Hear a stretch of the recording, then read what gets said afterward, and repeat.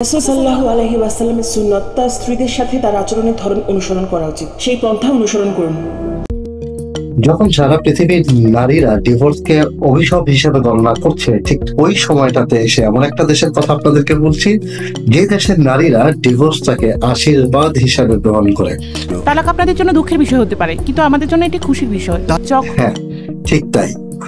বলছি মৌরিতানিয়ার কথা। মৌরিতানিয়াতে এমন একটি মার্কেট আছে যে মার্কেটকে বলা হয় divorce market place, divorced women's market.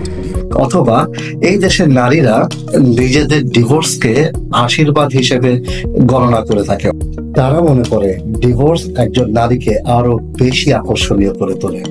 তারা মনে করে যে ডিভোর্সের মাধ্যমে নারীদের সম্পদ বৃদ্ধি পায়। মৌরিতানীয় নারী যখন তাদের তালাক হয়ে যায়, তারা আরো আকর্ষণীয় হয়ে ওঠে। একজন নারী তালাকের পর ব্যবসা বেচা কেনা শুরু করে, যার অবস্থানে উন্নতি ঘটায়। তাদের একটা প্রচলিত নিয়ম হচ্ছে, ডিভোর্স হওয়ার পরে যে ঘরে নারীটি বসবাস করত, সেই ঘরের যত সম্পদ, আসবাবপত্র, যা কিছু আছে সবকিছুর একচ্ছত্র মালিকানাধীন হচ্ছে ওই নারী। আমি আমার এবং আমার স্বামীর ঘরে সব আসবাবপত্র নিয়ে এসেছি। আমরা এখানে আসবাব কিনি এবং বিক্রি করি।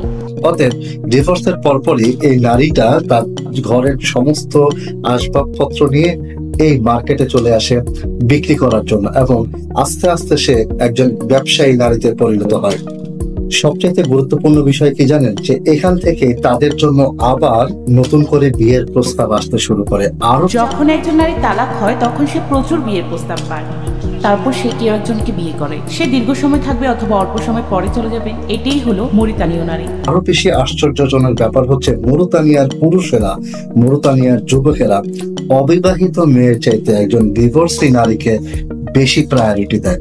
এই সম্পর্কে জিজ্ঞেস করা হলে ডিভোর্সি এক নারী এই কথা বলেন যে তারা মনে করেন, মৌরিতানিয়ার পুরুষরা মনে করেন যে ডিভোর্সি একজন নারী সে আরো বেশি অভিজ্ঞ, আরো বেশি সংবেদনশীল এবং আরো বেশি বার্জিত, অনেক বেশি সুন্দরী হয়ে ওঠে। এর কারণ হলো সে আরো সুন্দর হয়ে ওঠে এবং আরো অভিজ্ঞ হয়ে ওঠে।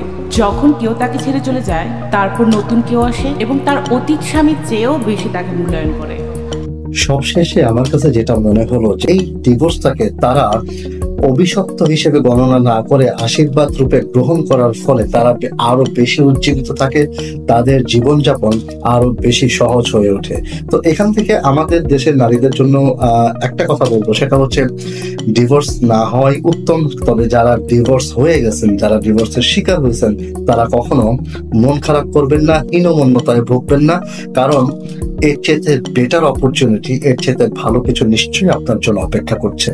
রাসূল সাল্লাল্লাহু আলাইহি ওয়াসাল্লামের সুন্নাত তার স্ত্রীদের সাথে তার আচরণের ধরন অনুসরণ করা উচিত। সেই পন্থা অনুসরণ করুন।